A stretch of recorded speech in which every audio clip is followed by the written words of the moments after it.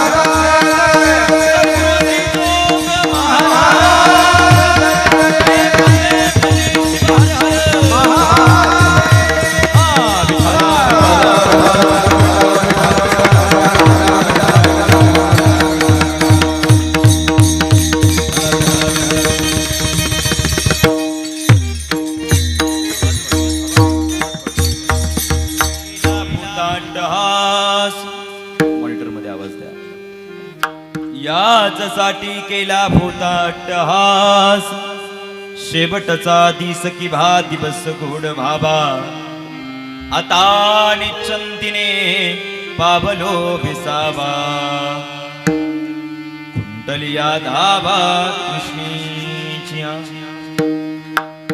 कबतू कबाटे झाली या बेचाचे कबतू कबाटे झाली या बेचाचे नाम मंगळाचे तेने गुणे आता निश्चंतीने पावलो भिसावा कुंडलिया धावा कृष्णीच्या तुका म्हणे मुक्ती परविली नोवरी तुका म्हणे मुक्ती परविली नोवरी आता दिवस चारी खेळी मेळी आता निश्चंतीने पावलो भिसावा कुंडलिया धावा कृष्णीच्या समचरण सरोजम सांद्र नीलामृताभ जगरणीत पाणी मंडनं मंडनाना हे तरुण तुलसी माला कंधरम कंजनेत्रम सदैव बलहासम विठ्ठलम चिंतयामि पांडुरंगा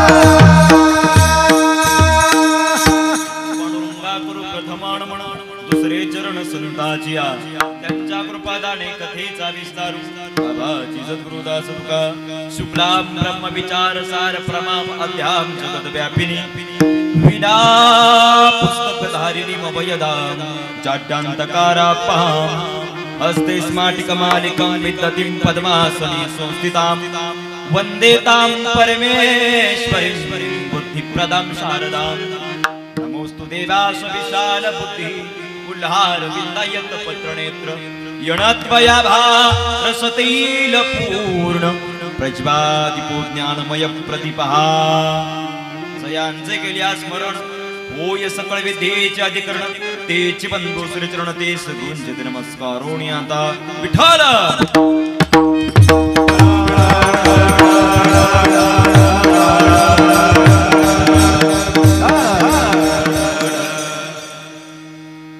याच साठी केला भूता अट्टहास याच साठी केला भूता अट्टहास शेवटचा ती सखी भाती बस गोड भाबा आता निचंतिने पावलो पिसाबा कुंतलिया धाबा कृष्णेचिया प्रस्तुत प्राप्त प्रसंगी प्राप्तस्त थोडासा आवाज रिटर्न येऊ द्या आम्हाला जमलेल्या सर्व सज्जन श्रोते मायबापांच्या संकीर्तन सेवेसाठी निवडलेला अभंग जगद्गुरु जगतमान्य वैराग्याची मूर्तिबंत पुतळे देवूच सुप्रसिद्ध साधू या जगाचा संसार सुखाचा भाबा याच्याकरता स्वतःच्या संसाराची राख रांगोळी करणारे सकल कंठीभूषी ज्ञानेश्वरी जगद्गुरु तुकोबाराय या जगतामधून एका संताचं जाणं काय असावं त्याच्या अनुषंगाने या अनुषंगाने जगद्गुरु तुकोबाराय प्रतिपाद्य विषयामध्ये या जगातून जाताना जगाला निरोप देऊन सांगतात कामा लोकांचं जाणं काय आहे विठ्ठल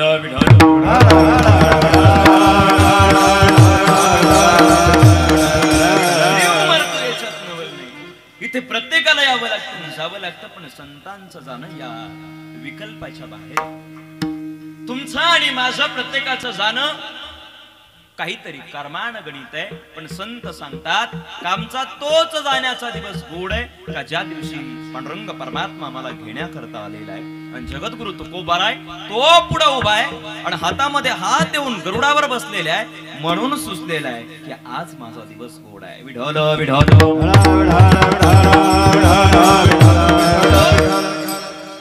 जगद्गुरु तुकोबारायांच्या अभंगाची पूर्वपीठिका आणि अभंगाची आख्यायिका जर पाहू गेलं तर या अभंगामध्ये जगद्गुरु तुकोबाराय तुम्हाला आणि मला प्रत्येकाला आज जाण्याचा दिवस संबोधित करतायत जसा येण्याचा दिवस आहे तसा एक जाण्याचा पण दिवस आहे आणि तो जाण्याचा दिवस जगद्गुरु तुकोबाराय आजच्या या अभंगाच्या माध्यमातून तुम्हाला आणि मला घेऊन तो गोड कसा असावा या विषयाच्या अनुषंगाने या अभंगाकडे आपल्याला बघायचं आहे कारण मरण म्हटलं की भय आहे मरण म्हटलं की भीती आहे पण ती भीती सुद्धा गोड असावी ते भय सुद्धा गोड असावं त्या भयाकडे बघून सुद्धा माणसाने हसावं एवढं सुंदर मरण असतं हे तुकोबाराय आजच्या अभंगात सांगतात विठ्ठल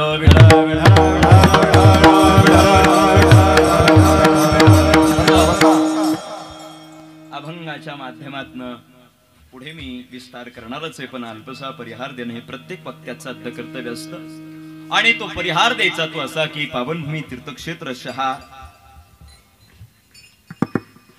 या नगरीमध्ये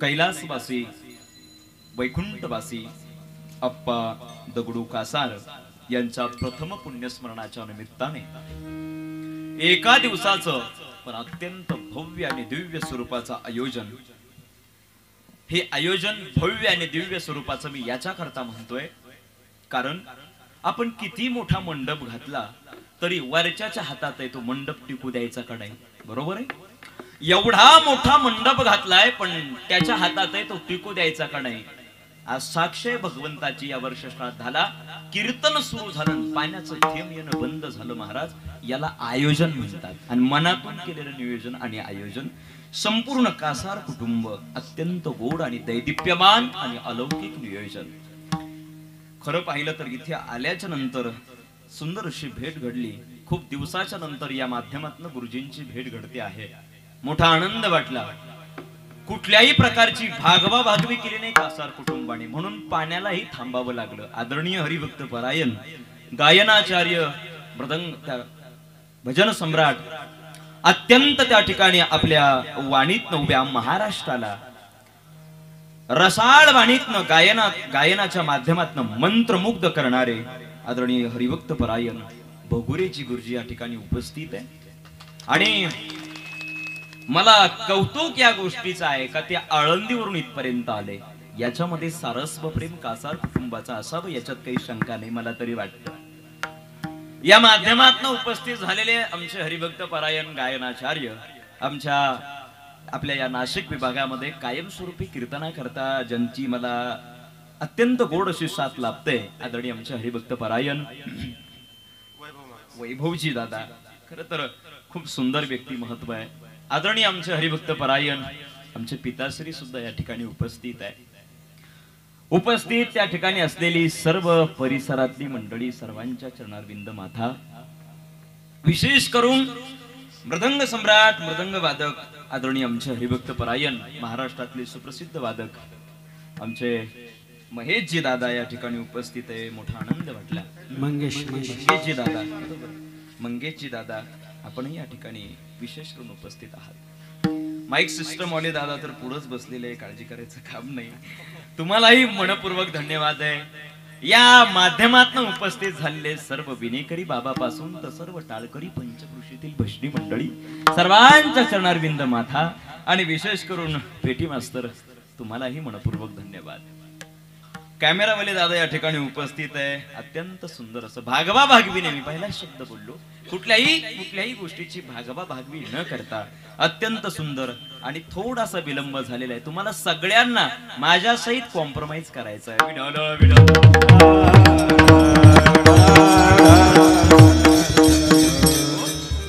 ज्यांनी या सुंदर असं आणि दैदिप्यमान आणि अलौकिक या सोहळ्याचं एका दिवसाचं आयोजन केलंय ते संपूर्ण त्या ठिकाणी कासार कुटुंब, त्यांचे मोठे दादा म्हणजे मोठा मुलगा आदरणीय हरिभक्त परायण अनिल अप्पा कासार यांनी हे सुंदर असं आयोजनाचं निमंत्रण मला दिलं. त्याबद्दल त्यांचे मी मनपूर्वक आभार व्यक्त करतो की माझ्याकडे ही सेवा आपण सोपवली.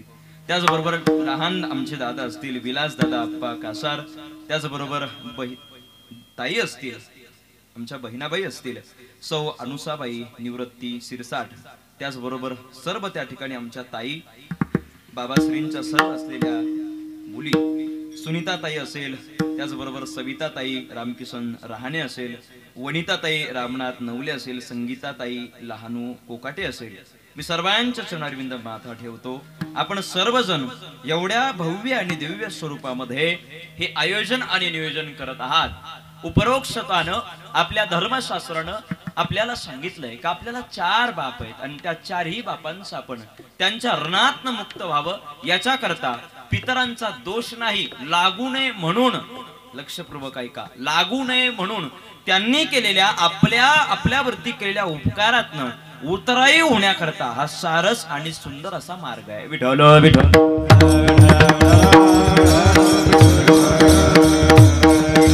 अत्यंत गोड नियोजन आहे. अत्यंत अल्प वेळेमध्ये आपल्याला सेवा संपवायची आहे. काळजी करायचं काम नाही. अभंग निवडलाय 4 क्षणाचा जगद्गुरु तुकोबारायांचा. तुकोबारा या अभंगाच्या माध्यमातून तुम्हाला आणि प्रत्येकाला माझ्या सहित बर का, मी कशाला सोडू, आपण प्रत्येक जड जीव या ठिकाणी जन्मायला प्रत्येकाला उपरोक्षत्वानं जगद्गुरु तुकोबाराय सांगतात का माझा जाण्याचा दिवस गोड झाला. हे पहा, आपण माणसं आहोत. जगात मध्ये उत्पत्ती झाल्याच्या नंतर स्थिती प्राप्त होते आणि काही कालाच्या नंतर ती स्थिती प्राप्त झाल्याच्या नंतर लय प्राप्त होतो. याच्यात काही नवल नाही, शंका नाही. एखाद्या वस्तूची उत्पत्ती व्हायला हवी, काही ठराविक कालानंतर ते लयाला पण जायला हवं, अशी साधारण निसर्गाचा नियम आहे.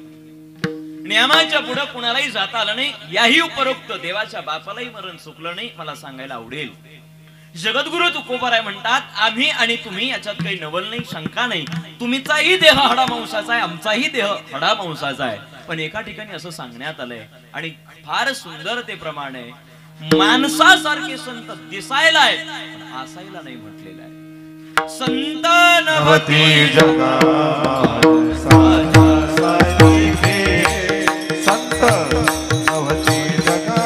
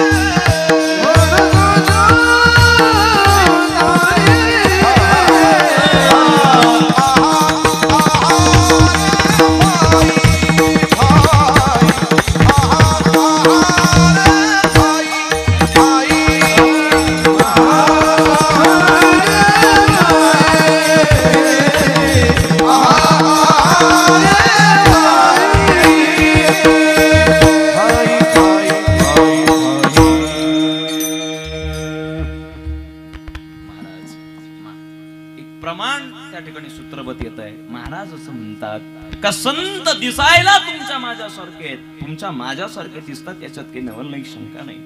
कारण जगद्गुरु तुकोबाराय म्हणतात आम्ही सुद्धा जन्माला आलो, आम्ही सुद्धा अवताराला आलो, पण तुमच्या माझ्यासारखा त्यांचा जरी जरी देह दिसत असला तरी याच्यामध्ये फरक आहे. त्यांनी भक्ती ज्ञान वैराग्याचे कपडे घातले म्हणून मृत्यूचं भय नाही, आणि तुम्ही आणि मी मायेचे कपडे घातले म्हणून आपल्याला भीती आहे. विठ्ठल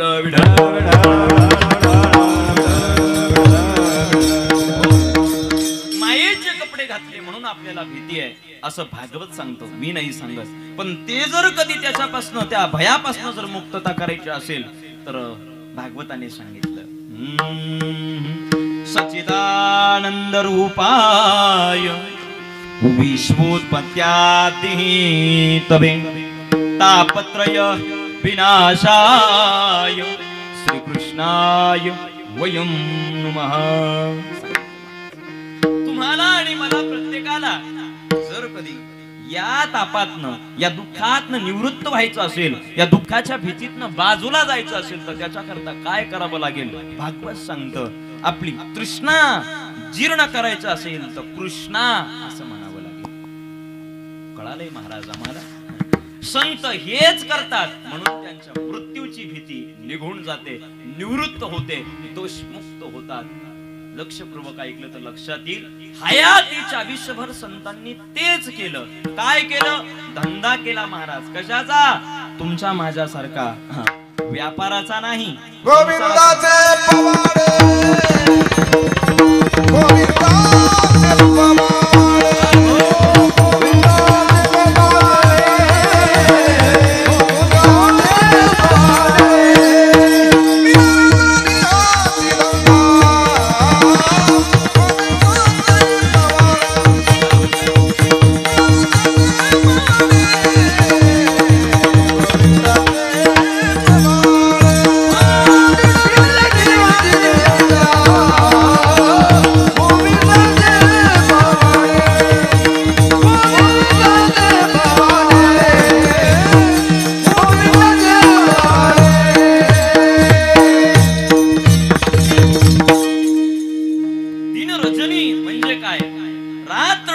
दिवस न कळे अंगी खेळे दैवत. सांगायचं मुळात मुद्दा काय आहे. महाराज म्हणतात भय निवृत्त करायचं असेल तर त्याच्याकरता आम्ही काय केलं? आम्ही हेच करत आलो. आम्ही असं करत आलो का जीवनामध्ये जगत असताना आम्ही भगवंताचं नामस्मरण केलं आणि ती भीती दूर झाली म्हणे. 7 दिवसामध्ये मरण आलं परीक्षितीला, पण ते मरण सुद्धा मरणाच्या वेळेला आल्याच्या नंतर सुद्धा जवळ तक्षक नावाचा सर्प दंश आला आणि बरोबर मध्यभागी जाऊन शिवला, पण तरी सुद्धा त्याला दुःख झालं नाही म्हणे. भागवत सांगतं त्यानं केलं तरी काय म्हणले, त्याने एकच केलं श्रीकृष्ण गोविंद हरे मुरारी हे नाथ नारायण हे नारायण वासुदेव हे नाथ नारायण वासुदेव. दादा केलं तरी काय म्हणले? काहीच नाही, भजन केलं. ते असं केलं का त्या भजनामध्ये भगवंताच्या तल्लीन होत असताना मरण जवळ आलं, पण मरण जवळ आलेलं सुद्धा कळालं नाही महाराज. 7वा दिवस होता आणि परीक्षिती कथा श्रवण करत होता आणि त्या कथा श्रवणामध्ये तक्षक नावाचा सर्पाचा दंश झाला, तरी भजनाच्या त्या तल्लीनतेमध्ये त्या एकाग्रतेमध्ये त्याला त्या मरणाचं सुद्धा दुःख वाटलं नाही. महाराज म्हणतात परिणाम हा त्याचा जाण्याचा दिवस देवाच्या नामचिंतनामुळे गोड झाला. विठ्ठल विठ्ठल.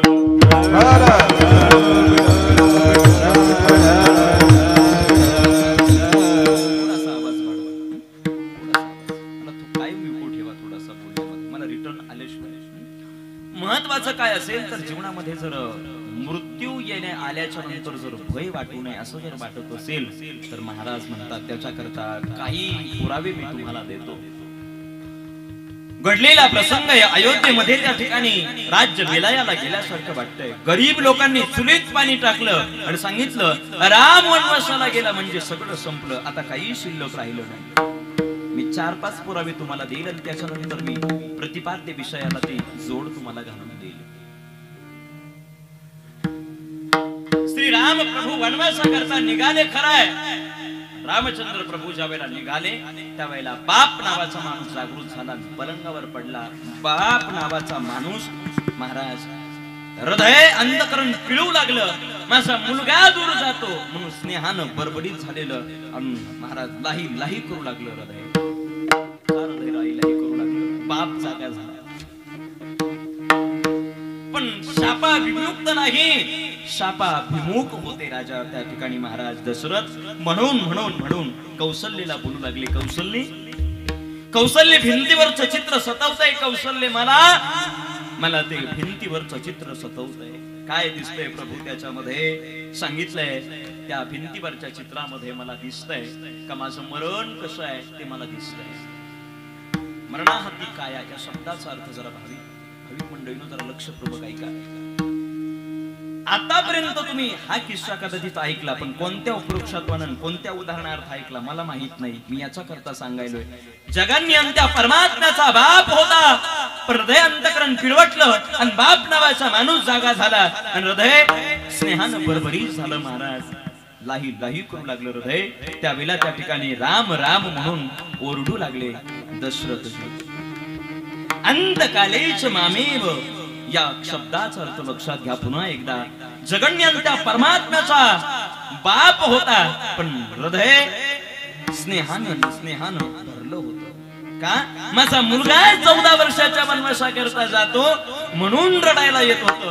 देव वनवासात जातो याच्या करता रडायला येत नव्हतं. उद्धार या शब्दाचा अर्थ पुन्हा एकदा.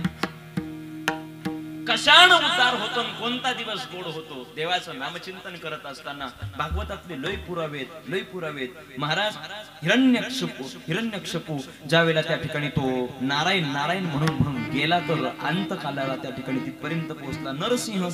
नरसिंहाने सुद्धा महाराज ज्या वेळेला शेवटच्या अंतकाळीच्या वेळेला नामचिंतन केलं तर देवाने त्याचा उद्धार केला. स्नेहान त्या ठिकाणी भरलेलं हृदय मुलाला हाका मारू लागलं आणि हृदय हाका मारत असताना म्हणू लागलं राम राम. असं म्हणत असताना आमच्या काकड्यानं सुद्धा सांगितलं का ते मरण सुद्धा कर्माच्या गणित होतं. कसं होतं ते मरण? अरे ते गोडच होतं. मुलाचं नाव होतं पण तेच देवाचं नाव होतं म्हणून उद्धार झाला. जर ते मुलाचं नाव राम नसतं तर नक्कीच दशरथ कोण्या गतीला गेले असते मला नाही सांगता येणार. राम हे मुलाचं नाव होतं म्हणून त्या मरणापासून भयमुक्त झाले. काकड्याने वर्णन केलं. कर्मे श्रीराम वनवासा कर्मे श्रीराम वनवासा गेला. कर्मे श्रीराम वनवासा गेला. कर्मे राम लक्षयो पावला. कर्मे राम लक्षयो पावला. वियोग घडला सीता देवी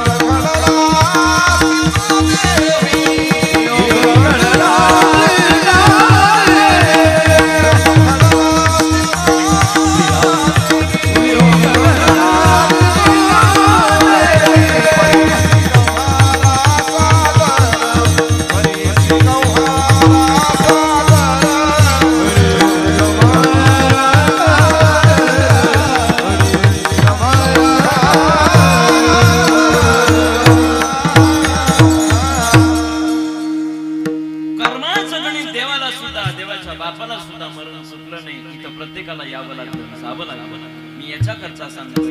जाण येणं जितकं महत्वाचं आहे येण्याचा दिवस भाग्यवान म्हणा स्वतःला भारतात जन्म मिळाला, पण ज्या वेळेला आपण जाण्याचा दिवस पाहतो त्यावेळेला मात्र चिंतन त्या ठिकाणी महाराज ग्रासलेला असतो. महाराज म्हणतात ही चिंताच काय करते, पुन्हा पुन्हा जन्माला घालते. त्याच्यामुळे जाण्याच्या दिवसाला फार महत्व द्या, येण्याच्या दिवसापेक्षा. जाण्याच्या दिवसाला एवढं महत्व का? महाराज म्हणतात तो दिवस गोडच झाला पाहिजे. कोणाकोणाचा गोड झाला? उदाहरण तुमच्या करता देतो. प्राणी आहे. गजेंद्र नावाचा जो हत्ती आहे तो प्राणी आहे. भागवतामध्ये स्वतंत्र कथा आहे. जाण्याच्या दिवशीला सगळे त्या ठिकाणी त्या तलावाच्या भोवती सगळे त्या ठिकाणी महाराज त्याचे आप्तेष्ट त्याचे नातेवाईक पुढे उभे आहे. त्याचे 2 मुलं तो त्या ठिकाणी पुढे उभे आहे आणि गजेंद्र त्या ठिकाणी त्या सरोवरामध्ये उभं राहून त्या ठिकाणी त्या असलेल्या त्या सर्व त्या ठिकाणी आप्तेष्टांना, जवळच्या घरच्यांना, पती पत्नी बायको मुलं त्या ठिकाणी उभे आहेत. त्या सगळ्यांना म्हणतोय मला वाचवा, माझं रक्षण करा, अरे मला कोणीतरी वाचवण्याचा प्रयत्न करा. त्यावेळेला सांगितलं जात आहे मालक अजून 2 मुलांची लग्न बाकी आहेत, ती करायची आहे, तुमच्यापर्यंत मला येता येणार नाही. मरण सांगतोय बरं का विलक्ष प्रभू काय का जाण्यासाठी. त्या गजेंद्राने म्हणावं अरे मला तुम्ही तरी वाचवा, कुणीतरी माझं रक्षण करा, मी ग्रासलेलोय, मला प्रचंड त्या ठिकाणी दुःख होत आहे, मगरीने पाय पकडलेला आहे. तिथपर्यंत त्या ठिकाणी कर्म थांबत नाही. आता तोंडामध्ये पाणी जायला लागलेलं आहे. आता थोड्या वेळाने मी मरेन, अरे मला कुणीतरी वाचवा. त्यावेळेला लक्षात आलं का हे आता माझं रक्षण कोणी करणार नाही. चांदणी रात्र झाली आणि चंद्राचा प्रकाश झाला, प्रकाश शीतळ त्या ठिकाणी झाला आणि महाराज त्या ठिकाणी त्या सरोवरामध्ये हा गजेंद्र विचार करतो का माझं असंच जर मरण असेल तर मला माझी निर्मिती कोणी केली? देवा मी लोकांना भांडत नाही, माझ्या आप्तेष्टांना भांडत नाही. मग देवाबरोबर भांडण करायला सुरुवात केली महाराज आणि देवाला सांगायला सुरुवात केली देवा माझी निर्मिती कोणी केली? आवाज आला देवाने तुझी निर्मिती केली. कोण आहे तो निर्मिती करणारा, ज्याने मला इथपर्यंत इथे जन्माला घातलं आणि कर्माच्या निमित्त मला दुःख देतोय? कोण असेल तो म्हणून विचारणा केली. त्यावेळेला सांगण्यात आलं तो नारायण आहे. असं म्हटल्या बरोबर त्याचं चिंतन सुरू केलं. नारदांनी सांगितलं नारायणाचं भजन कर, पण समर्पण कळत नव्हतं म्हणून सांगितलं मी त्याचं भजन करायला तयार आहे. महाराज त्या सरोवरामध्ये गजेंद्राने टाहो करायला सुरुवात केली. नारायण हो नारायण श्रीमन नारायण नारायण भजन त्या ठिकाणी महाराज करत असताना समर्पण भाव लागतो देवाला. तो समर्पण भाव तयार केला आणि महाराज एवढं भजन केलं आणि सोंड फिरवली. बाबा प्राण्याने सोंड फिरवल्याच्या नंतर त्या सरोवरामध्ये उमललेलं कमळ, त्या कमळाचं फूल त्याच्या सोंडीमध्ये आलं. ते सोंडीमध्ये आलेलं फूल त्याने घेतलं आणि महाराज समर्पयामि. नारायणाचं भजन करत असताना समर्पित झालेलं पुष्प देवापर्यंत समर्पित झालं आणि त्या देवापर्यंत ते भजन पोहोचलं. मरणाच्या वेळची दुःखाची अकांतता तो गजेंद्र मानतो आणि गजेंद्र म्हणतो देवा मी तुला मला कळत नाही, मला तुझं भजन कसं करायचं मला माहित नाही, तुला समर्पित काय करायचं ते मला कळत नाही. ते तन मी तुला समर्पित करतो, माझ्यावरती कृपा कर, दया कर, मी तुला प्रार्थना करतो. देवाचं भजन करताना समर्पित केलं महाराज ते पुष्प आणि कसा आला काकड्याने सांगितलं पिवळा पितांबर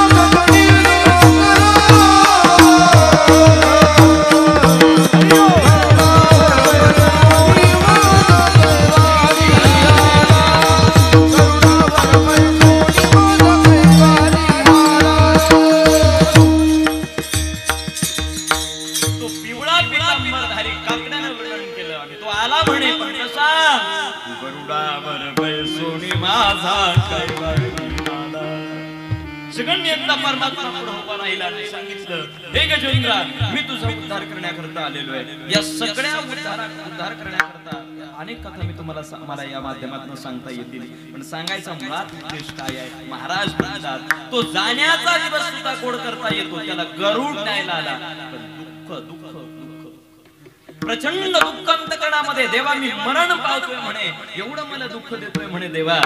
एवढी विनंती केल्याच्या नंतर देवाला महाराज म्हणतात, हे जर तुम्हाला करायचं असेल तर दुःख आलं तेव्हाच भजन करणार आहे का? अजिबात नाही, अजिबात नाही. सुखामध्ये देवाचं चिंतन करायला शिका. कोरोनाच्या काळामध्ये वामण्याच्या बापाला कोरोना झाला, दुसऱ्या मजल्यावर ठेवलं त्याला, दुसऱ्या मजल्यावर, आणि त्या दुसऱ्या मजल्यावर ठेवल्याच्या नंतर त्याला जेवण, नाश्ता, पाणी जे काही लागत असेल ते बकेटीनं पुरवल्या जायचं. बकेटीने वरून आवाज दिला जायचा, अरे मला जेवण करायचंय ना. असं म्हटलं की खाली बायको काय करायची, त्या ठिकाणी त्या बाटलीमध्ये महाराज ते जेवण वगैरे त्याच्यामध्ये द्यायची. ती बाटली वरती घेतल्याच्या नंतर वरती घेतल्या जायची, मग तो जेवायचा. एक दिवस तो म्हणला, अरे मला खाली आवडतं. जमत नाही खाली येऊच नाही, मला खाली आवडतं. अजिबात नाही खाली यायचं. का? कोरोना झालाय तुम्हाला, जमणार नाही माझ्यापर्यंत यायला. तुम्हाला खरंच खाली यावंसं वाटतं, जमणार नाही. महाराज म्हणतात, हे काय कमी तुम्हाला, हे काय कमी तुम्हाला शिक्षा आहे? लक्षात घ्या, बारीक लक्षपूर्वक ऐकलं तर लक्षात येईल. दृष्टांत छोटा आहे पण याच्यातला प्रसंग फार सुंदर आहे. ऐका, ज्या वेळेला ही जवळ आपल्या कोणी येत नाही, तर शेवट अंतकालीच्या वेळेला आपल्या जवळ हे कोणीच नसणार आहे. जाताना सुद्धा एकट्यालाच जायचं आहे, एकट्याला जायचं. कोण येणार आहे आपल्या बरोबर? 4 खांदेकरी तिथपर्यंत येतात. शेवटच्या वेळेला अंतविधी होतो, मग सगळे पाठीमागे निघून जातात. पुन्हा कोणी महाराज त्या माणसाची आठवण काढत काढत घरापर्यंत येल्या जातं. थोडासा वेळ जातो, निघून जाते सगळे लोक. काही घेणं देणं नसतं कोणाला. तो कसा होता, काय होता याची थोडीशी विचारपूस केली जाते. जग मोठं वाईट आहे महाराज. गेल्याच्या नंतर म्हणतात माणूस लय चांगला होता. गेल्याच्या नंतर अगोदर त्याला कधी चहा घ्यायला नाही बोलवलं आपण, पण नंतर मग चर्चा सुरू होते. नाही माणूस फार गोड होता बरं, त्या माणसासारखं व्यक्तिमत्व आपल्या गावात पण होतं. मग चर्चा सुरू होते. तो गेल्याच्या नंतर महाराज म्हणतात, हा सगळा खोटेपणा. जोपर्यंत तुम्ही त्या कुटुंबाची चिंता करता, तुमची चिता रचली जाते आणि ती चिंता त्या चितेत रचल्याच्या नंतर सुद्धा सुटत नाही. महाराज म्हणतात, ही सुटली म्हणजे गोड आहे. विठ्ठल विठ्ठल.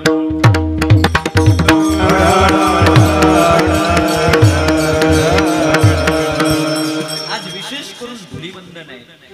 मला तो प्रसंग आठवतो, त्याच्याकरता मी तुम्हाला सांगतो. विष हृदयामध्ये असलं, चिंता हृदयामध्ये असेल तर भगवंताचं नामचिंतन कधीच होऊ शकत नाही. भागवतामध्ये पुतनेचा गोड झाला, पुतनेचा गोड कधीतरी ऐकत जा. पुतना म्हणजे प्रत्येकाच्या हृदयामध्ये अंतःकरणामध्ये विशुद्ध भाव म्हणजे पुतना आहे. तो भाव बाजूला काढला का आपोआप मरण त्या ठिकाणी महाराज सुंदर होतं, चांगलं होतं. आली ती नंदाच्या घराला आली आणि आल्याच्या नंतर त्या ठिकाणी म्हणू लागली, दाखवता कृष्ण कुठे आहे, दाखव त्या बालकृष्णाला तो कुठे आहे. असं म्हणता महाराज त्या ठिकाणी कृष्ण कन्हैयाला घेतलं, हृदयाला लावलं, विष देवाला पाजलं. देवाने विचार केला, जो माझा अंग संग करतो मी त्याचा अंतःकरणच काय, त्याचं शरीर सुद्धा पवित्र करतो. म्हणून तिचा उद्धार करण्याकरता तिचं हृदय त्या ठिकाणी महाराज तिचा जीव ओढला, रक्त ओढलं, तिचं विष ओढून घेतलं आणि शुद्ध पवित्र अंतःकरण तिचं केलं. आणि भला मोठा देह तिचा 70 योजनाचा देह धाड दिशी खाली पडला. पडल्याच्या नंतर त्या देहापासून सुगंध यायला लागला. अनेक तुकडे केले, तिचे जाळले, तर त्या जाळल्याच्या नंतर सुद्धा त्या शरीराचा सुगंध येत होता. असं भागवत सांगितलं. मग गेल्याच्या नंतर जर सुगंध यावासा वाटत असेल, एवढे उदाहरण आहे याच्या करता आहे, हे सगळे पुराणाचे उदाहरण आहे याच्या करता आहे. तुकाराम महाराजांना जे सांगायचं आहे ना, तो गोड महत्वाचा आहे. तुम्ही आणि मी आज इथे उपस्थित आहे. मरण प्रत्येकाला येणार आहे याच्यात काही शंका नाही, नवल नाही. जगायचं कसं आहे प्रत्येकाच्या हातात आहे. महाराज म्हणतात आमचं जगणं म्हणजे समाजाकरता आहे, आमचं राहणं म्हणजे समाजाकरता आहे. जगाच्या कल्याण देह कष्ट नीती परोपकार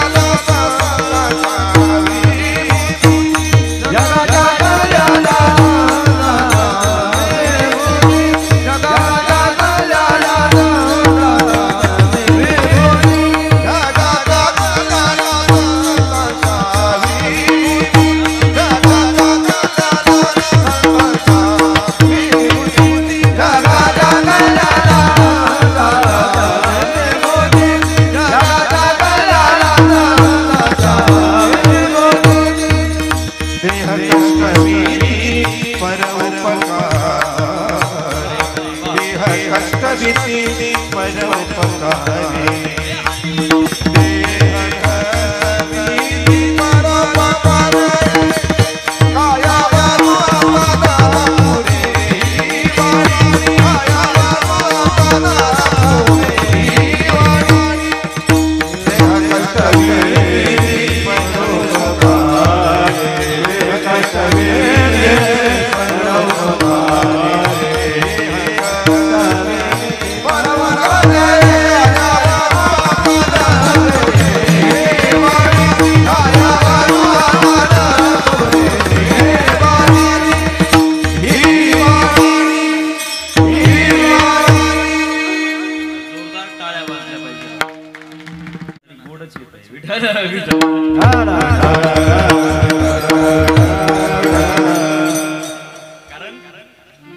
हा जो कंठ आहे ना तो त्या सरस्वतीने दिलेली देण आहे आणि तो कुणाचं गायन करत असेल तर ते परमात्म्याचं गायन करतोय ना म्हणून तो गोड आहे. इथे तो शब्द सांगायचा मुळात मुद्दा काय आहे. महाराज म्हणतात आमचं जगणं समाजाकरता आहे म्हणून आमचं शेवट गोड आहे, अन्यथा आमचंही शेवट निश्चित रूपानं गोड नसता. मी एवढे उदाहरण याच्याकरता तुम्हाला दिले का जो प्रत्येक मरणाच्या वेळेला मरणासन्न अवस्थेला पोहोचला तो प्रत्येक जाण्याच्या वेळेला चिंता करून मेला का चिंतन करून मेला याच्यामध्ये तो फरक आहे. Vitthal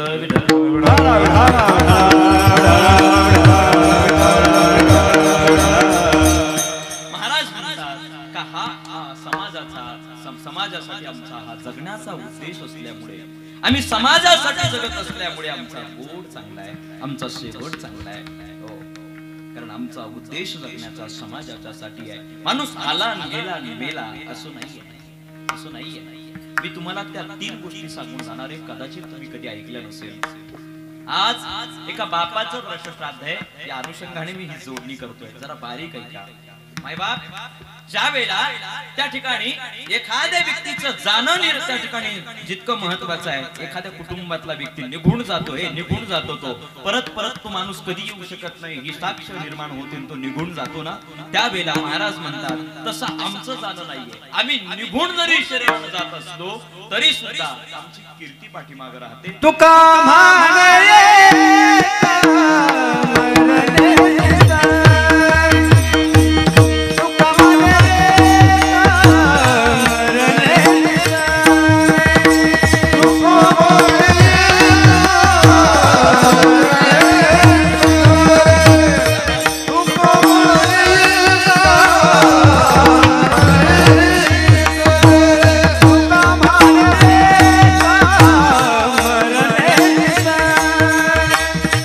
Come on.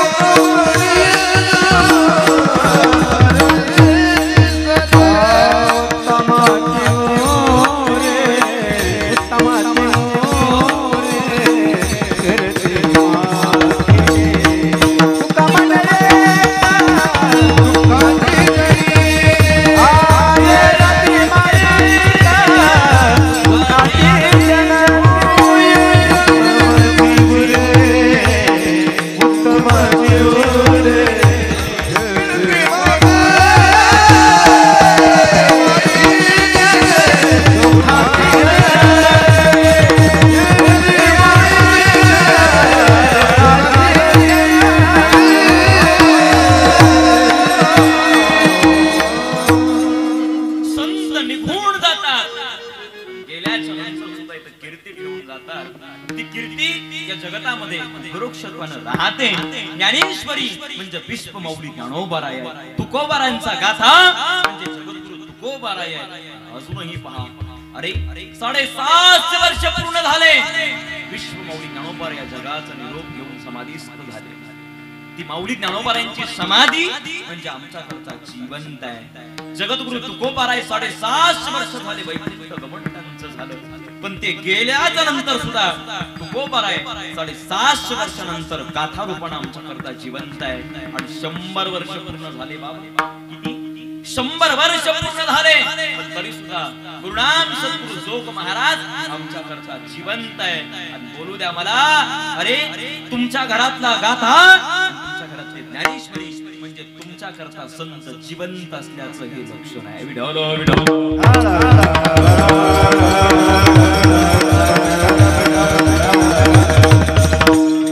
महाराज जगासाठी जगणं स्वीकारलं, म्हणून जगणं परत राहणं हे निश्चित त्यांना लागू आहे, आपल्या करता नाही. महाराज मग आम्हाला म्हणता कसं का शेवटचा दिवस गोड झाला? महाराज म्हणतात या कार्यामध्ये या जन्मामध्ये आल्याच्या नंतर झालं काय? मी केलं अखंड भगवंताचं चिंतन. त्या भगवंताच्या चिंतनामध्ये आपला काल व्यतीत केला. हे संसार बाजूला सोडला, तो संसार एका बाजूला केला आणि दिनरजनी हा धंदा केला. आणि त्या धंद्याचा परिणाम, त्या नामचिंतनाचा परिणाम, त्या भगवंताच्या नामचिंतनाचा परिणाम काय झाला? काय झाला? जगन्यंत्या परमात्म्याचं भजन केलं, तरी सुद्धा तो आला नाही म्हणे. संतांच्या कृपेने आणि साधू संतांच्या दयेने पांडुरंगा मुचा पिता, रघुमाई अमुची माता, तो बाप झाला. आणि जगन्यंता माऊली म्हणजे आमची आई ती झाली. आणि आमचं घर पंढरपूर झालं. मग पंढरपूर ज्याचं घर आहे त्याचं जाणं हे त्याच्या घरात आहे, म्हणून तो आला. आल्याच्या नंतर झालं काय? जगन्यंता परमात्मा ज्या वेळेला गरुडावर बसून आला त्या देहूमध्ये, त्यावेळेला सगळ्या लोकांना विनंती केली, महाराज तुकोबारायने, अरे चला वैकुंठाला. वैकुंठाला चला म्हटल्याबरोबर लोक महाराज तुकाराम महाराजांना वेड्यामध्ये करू लागले, म्हणू लागले तुकोबाराय वैकुंठ काय आहे? असं जायचं असं यायचं आहे का? अहो नाही, खरं आहे, पण खरंच मी तुम्हाला सांगतो, आता बीज येणार आहे. आपल्या सर्वांना तुकोबारायची बीज आपल्याला साजरी करायचीच आहे, काही शंका नाही. महाराज आजचाच तो कदाचित दिवस आहे. मोठ्या मोठ्या लोकांच्या तोंडून ऐकलंय का सगळे म्हणायचे होळी होऊ द्या, होळीची पुरणपोळी खाऊ द्या, मग येतो म्हणे तुमच्या बरोबर. तुकोबाराय म्हणले अहो नाही, ही पोळी काय करता? अरे जगन्यंता परमात्मा आपल्याला न्यायला येणार आहे, तुम्ही माझ्या बरोबर चला तर.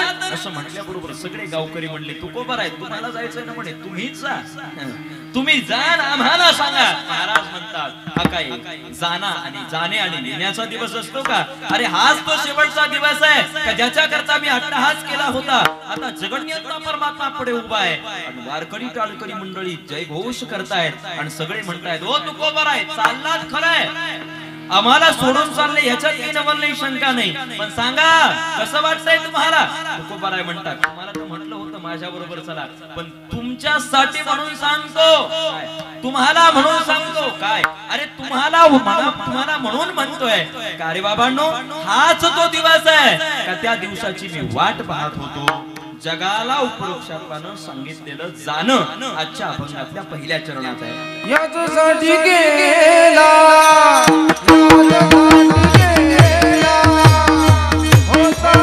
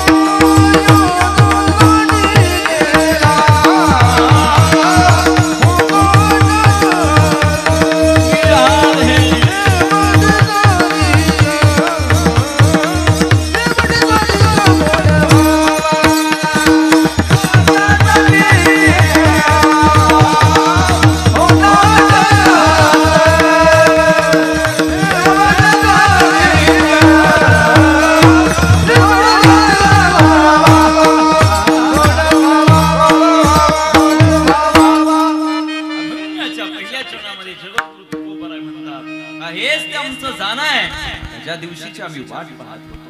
म्हणून आजचा दिवस म्हणजे अट्टहासानं केलेला दिवस आहे. जाण्याचा दिवस निश्चित तुम्ही आणि मी करू शकत नाही, संत मात्र निश्चित करू शकतात आणि सांगू शकतात या जगाला का आमचं जाणं कसं आहे. आम्हाला आणि तुम्हाला माहित नाही बाबा आपलं मरण कसं असेल, नाही माहिती. पण लक्षपूर्वक ऐका, शेवटचा भाव सांगतो आणि समाप्तीच्या दिशेने मी येतो. सर्वांना विनंती, भगवंताचं नामचिंतन करत असताना जो भाव तुकोबाराने ठेवला तो भाव कधीतरी पहा, नुसतं पूजन बघू नका. जगद्गुरु तुकोबाराने तो भाव ठेवला का जो भाव या जगतातल्या विश्व महाराज विश्वाच्या चालकाला मालकाला आपला गुलाम बनवून ठेवलं रे. तुकोबाराने गुलाम बनवून ठेवलं. बरं, तुकोबाराय देवाला गुलाम करतात याच्यात काही नवल नाही, काळाला सुद्धा गुलाम करतात.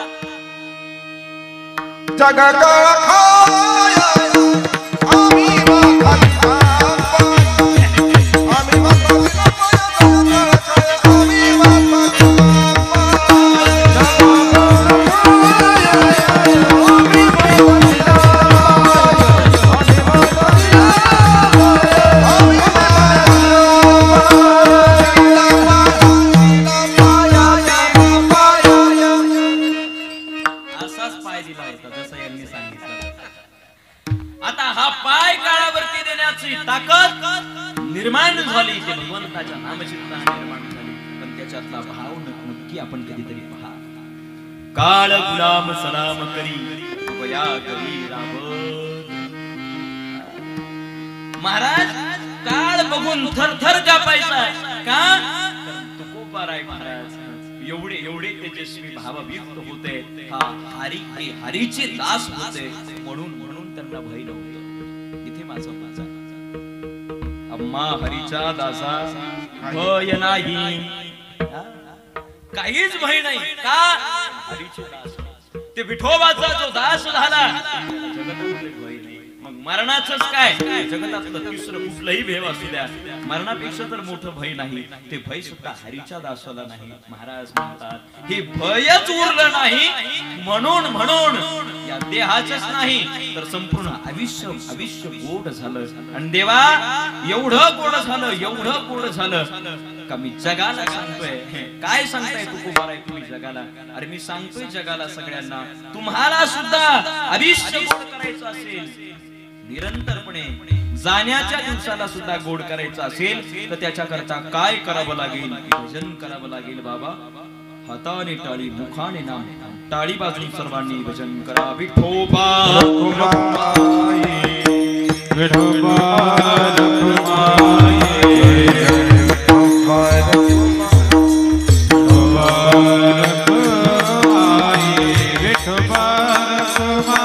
टाळी वाजवा माय बाप, भजन करा टाळी वाजवा.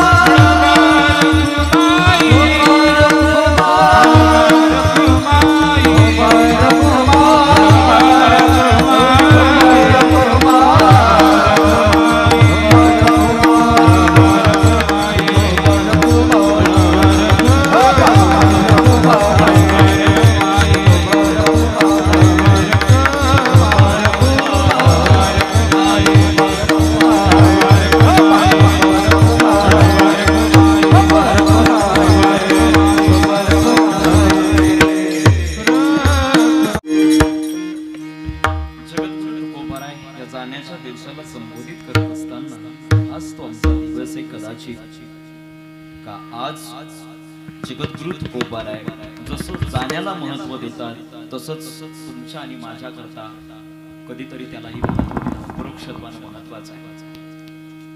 मरण अटळे बाबा, मरण तर चुकत नाही. जगणं माय बापा करता, जगणं समाजा करता, जगणं कुटुंब करता. इकडे लक्ष द्या, तुमची वेळ जास्त घेणार नाही मी. लक्षपूर्वक ऐका. शेवटचा भाव सांगायचा मला यायचंच त्या मुद्द्यावर होतं, त्यामुळे इथपर्यंत मी आपल्या करता आलोय. आता निश्चिती कोणा करता? आता निश्चिती ही कोणा करता असते, कुंटली या धावा कोणा करता असते. आतापर्यंतच कीर्तन नाही कळलं ना तरी चालेल मला. आतापर्यंतच कीर्तन लक्षात नाही आलं बाबा तरी चालेल. जाता जाता एवढा भाव घरी घेऊन जा गड्या शहापूरकर. सर्वांनी त्या ठिकाणी एवढा शेवटचा भाव ऐका. आता निश्चंती कोणा करता बाबा? भजनाने निश्चंती, संसाराने निश्चंती, परमार्थाने निश्चंती, कशानं म्हणायची निश्चंती? सांगणं काळाची गरज आहे. कोरोनापासून विक्षिप्त झालेले आमचे नाते संबंध या भावाने मी आपल्याकडे पाहतोय. आता निश्चंती कोणा करता? माणूस गेल्यावर निश्चंती. मग परमार्थाने जर निश्चंती होत असेल तर भला मोठा परमार्थ महाराज लोकांनी सुद्धा केलाय. आतापर्यंत 9व्या वर्गापासून आतापर्यंत कीर्तन करतोय, भागवत करतो, कथा करतो. निश्चंती नाही. सकाळी समृद्धीने 120च्या स्पीडने आलोय. याला निश्चंती म्हणतात का? बघू रे बाबा, आळंदीवरून इथपर्यंत पोहोचले. निश्चंती आहे का? परत आळंदीला जावंच लागणार आहे. विद्यार्थी वाट पाहतात. शेतामध्ये गेलेली एखादा शेतकरी असेल तर तो शेतकरी घरात आल्याच नंतर निश्चंती का? गेला आभाळ आता थोड्या वेळाच्या नंतर. शेतकऱ्याकरता निश्चंती. निश्चंती कोणा करता? तुकोबाराने जो भाव तुमच्या माझ्या करता सांगितला तो भाव मला तुम्हाला सांगायचा आहे बाबा. संता करता सुद्धा निश्चंती राहिलीच नाही. तुकोबार आहे एक बाप जागृत झाले. निश्चंती राहत नाही बाप नावाच्या माणसाला. या जगतातलं असं एक सुंदर पात्र आहे. मी आपल्याला अंतर्मुख करतो की या जगतातलं असं एक सुंदर पात्र आहे का ते सुंदर पात्र त्याला कधीच निश्चंती नसते रे. आणि तो म्हणजे तुमचा माझा बाप आहे. तो कधीच निश्चंती नसतो. घडलेला प्रसंग आहे. मी पौराणिक उदाहरण याच्या करता द्यायला मला आवडतं का त्याचा संबंध दिल्याशिवाय, ताळेबंद केल्याशिवाय तुमच्या लक्षात येत नाही. भागीरथी आपल्या त्या ठिकाणी चिंतन काला समयामध्ये भगवंताला विनंती करू लागली, देवा तुझं नाम चिंतन करत असताना तू नाही आला तरी चालेल, पण माझ्या बापाला परत पाठव. एवढी विनंती भागीरथीने केली. कोण होती? तुकोबा यांची लेक होती. विप्रा भाव घेऊन बापाचं चिंतन करू लागली. बाबा त्या इंद्रायणीच्या तीरावरती भगवंताचं नामचिंतन करत असताना त्या देवाला विनंती करू लागली आणि सांगू लागली, माझा बाप मला महत्वाचा आहे. माझा बाप माझ्या करता आला पाहिजे. माझ्या करता मला बाप अपेक्षित आहे. मला बाकी काही अपेक्षित नाही. मला आता माझ्या वडिलांची माझ्या त्या ठिकाणी असलेल्या जगद्गुरु तुकोबारायांची भेट झाली पाहिजे. बाकी मला काही लागत नाही देवा. विनंती करू लागली. ओटी पसरली. देवाकडे मागायला सुरुवात केली. बाबा देवाला सांगितलं, देवा माझ्या वडिलाची माझ्या बापाची जर मला भेट घडली तर तुझी भेट घडण्या इतपत आहे. कारण माझा बाप तेवढा देव माणूस आहे. तुकोबार आहे त्या वैकुंठात असताना बाप नावाचा माणूस वैकुंठात जागा झाला. वैकुंठातल्या बाबाला जगद्गुरु तुकोबारायला पुन्हा खाली यावं लागलं. भागीरथीला भेट द्यावी लागली. हा बाप नावाचा माणूस आहे. याच्या करता कधी निश्चंती नाही. मुलीचं लग्न होत. मुलीचं लग्न झाल्याच्या नंतर त्या ठिकाणी त्या मुलीला वाट लावत असताना सगळ्या मंडपातली माणसं जेवतात, पण तो बाप नावाचा माणूस कधी जेवत नाही. त्याच्या करता कधी निश्चंती होत नाही. इथे आल्याच्या नंतर कासार कुटुंबातलं एक झाड निघून गेले. बाबा 2 मुलं त्या ठिकाणी तिकडे आम्ही बसलो होतो ते मला सांगत होते का या कुटुंबातला बाप नावाचा माणूस निघून गेला. काबाड कष्ट केलं. आतापर्यंत काबाड कष्ट केले. हडाची काळ रक्ताचं पाणी केलं या बापाने. आणि हा संसार मोठा केला. हे सगळं परिवार मोठा केला. शेती बाडी हे सगळं सांभाळून पर्यंत आणलं. पण अजून त्याला निश्चंती नाही. आज स्वर्गामध्ये बघत असेल, म्हणत असेल का माझ्या मुलांनी काय सुंदर एका दिवसाचा सोहळा केला, कौतुक करत असेल. जाणं प्रत्येकाला इथून प्रत्येकाला जायचंय, पण गेल्याच्या नंतर सुद्धा काहीतरी ठेवून जाणं असे बरेचसे बाप होणं सुद्धा कठीण आहे कलियुगामध्ये. घडलेला प्रसंग आहे.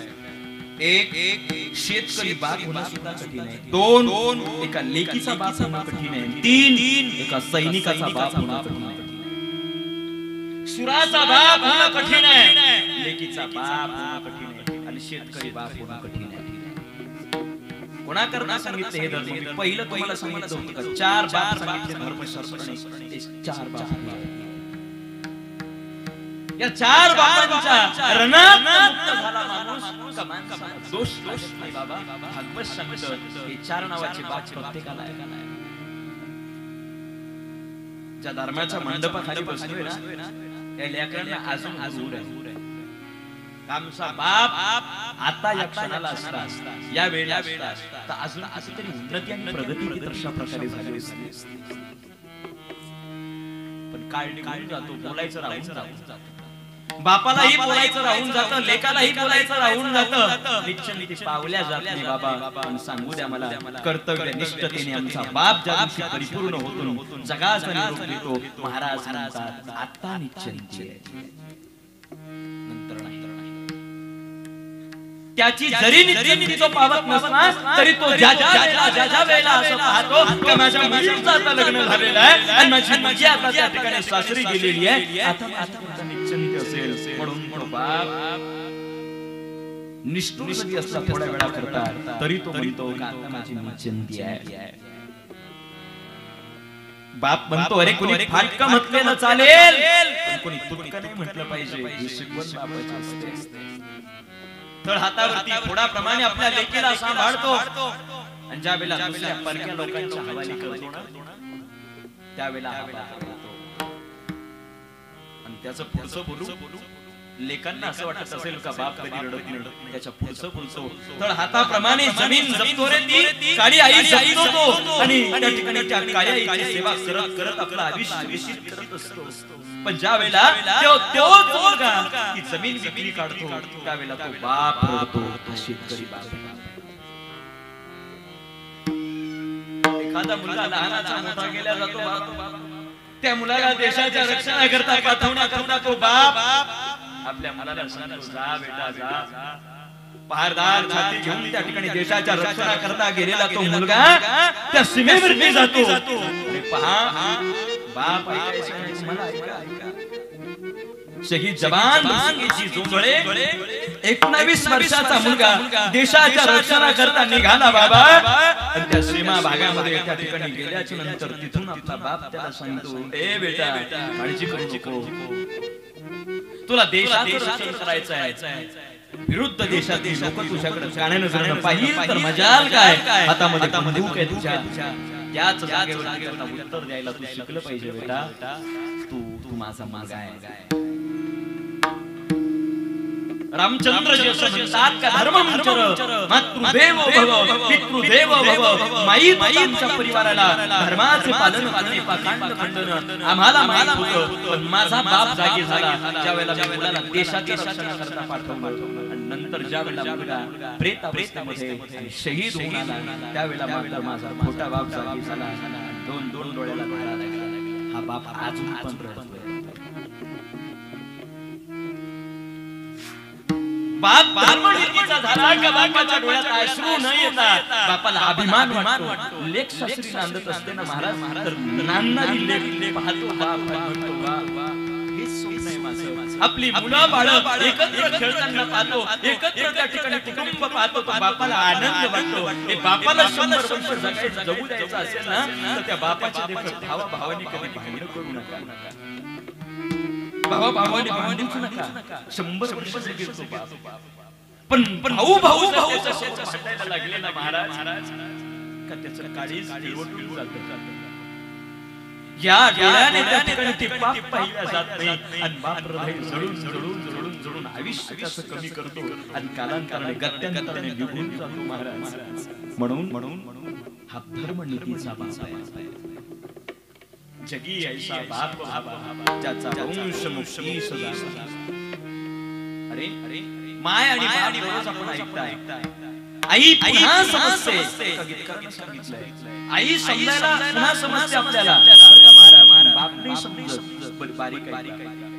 मी आता निश्चित शेवट उदाहरण जोडून देतो बारीक आहे काय आई समजते आई पुन्हा समजते ए बहिणी तो शोधल्याने बाप समजतो भावात शोधल्याने शोधण्याचा प्रयत्न आम्ही करत आम्हाला शोधायला तरी वेळ सापडत नाही बाप जायचा असेल तर त्याच्या करता कुठेच जाऊ नका बापाने काळी आई जी दिली आहे ना त्याच्यामध्ये मला जपलेला बाप सांगितलं मोठ्या भावाला लहानाचं मोठं करत असताना त्या मोठ्या भावाकडे जा आणि बापाची भूमिका त्याला त्याच्या आशीर्वादाने पहा आणि त्याच्याकडे महाराज थोडी फार नाही अप्रोक्षपणे नाही स्वार्थाने नाही निस्वार्थपणे त्या भावावर प्रेम करा बघा ते बंधू प्रेमिका बापा प्रेमामध्ये बदलल्याशिवाय राहणार काळाची गरज नाही आम्हाला बाप कधी समजेल गेल्याच्या नंतर सुद्धा बाप जिवंत राहतो तो बाप जर जिवंत राहू द्यायचा असेल तर त्याच्या करता एक करा महाराज म्हणतात निश्चिंती कोणा करता नाही पण बाप झाल्याच्या नंतर सुद्धा निश्चिंती माणूस प्राप्त होत नाही पण कर्तव्याने निश्चिंती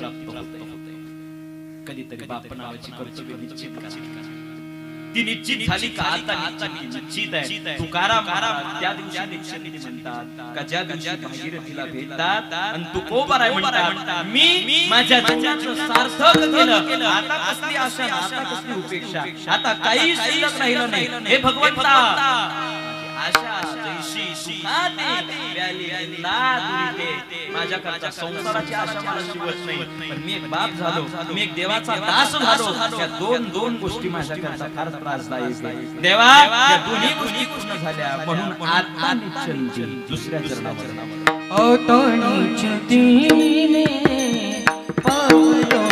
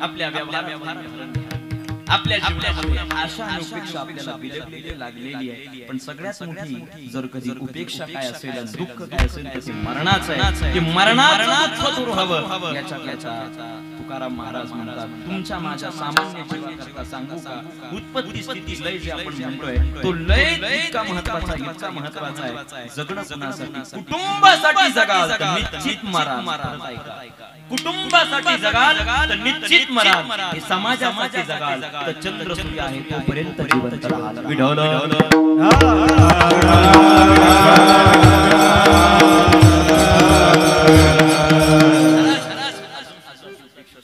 कितीतरी कीर्तनकार हजारो हजारो लाखो करोडो कीर्तनकार दररोजच्या कीर्तनात म्हणतात तुकाराम महाराज सांगतात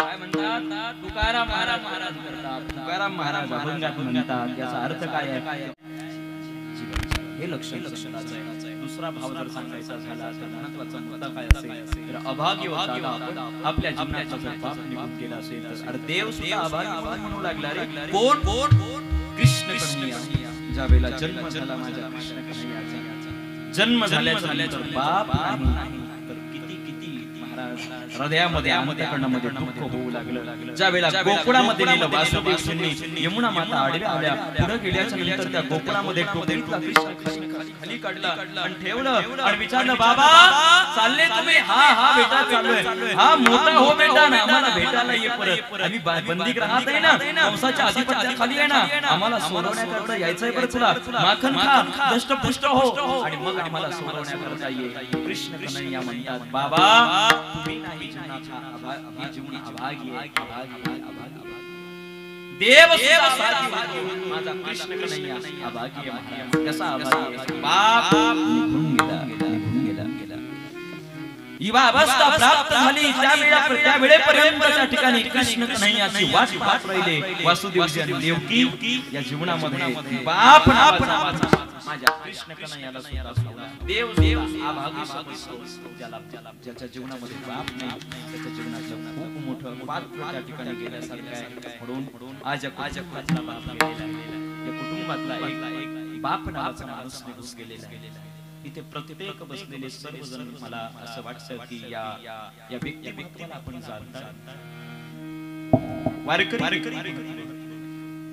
आल्याच्या मला आनंद वाटला घरामध्ये 3-4 सदस्य आल्याच्या नंतर आदरणीय आमचे गुरुवर्य बगुरे गुरुजी यांच्या हाताने त्यांनी महाराज माळ परिधान केली कबूत वाटले कौतुक वाटले खूप कौतुक वाटतं कारण या शब्दाचा अर्थ लक्षात घ्या बाबांना त्या गोष्टीचं कौतुक वाटत असेल तयाचा अधिक वाटे देवा आल्याच्या माळ परिधान केली आणि ते आमच्या समोर माळ परिधान केल्याच्या नंतर आम्हाला असं वाटलं काय कुटुंब आहे काय सेवा आहे काय वारकरी परिवार अजून जर बाबा काही जिवंत असते आणि या कुटुंबामध्ये जर जगत असते तर निश्चित तुम्हाला सांगतो या कुटुंबाची निश्चित स्वरूपाने परमार्थिक आणि आर्थिक आणि सर्वच गोष्टी भरभराटीला आल्या असत्या पण तरी सुद्धा ते गेल्याच्या नंतर सुद्धा त्यांना आठवणीत ठेवून हा परिवार जगतो आहे याच्यामध्ये सुद्धा नक्कीच तुमच्या सगळ्यांच्या बरोबर बाबा आहे याची जाणीव प्रकर्षाने आल्याच्या नंतर होते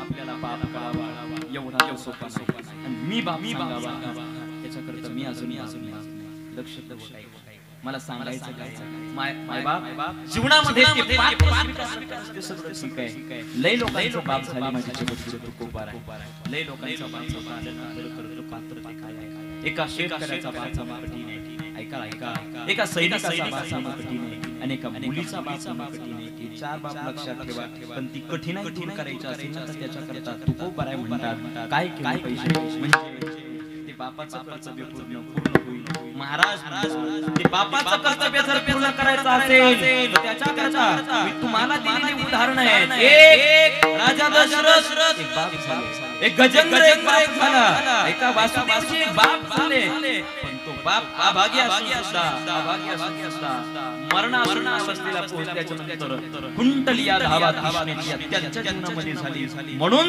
माझ्या जगत कोपराय म्हणतात हेच कौतुक आहे माझ्या आयुष्याचं मला हे सगळं पात्र निभावता आले तिसरं चरण कवतुक वाटे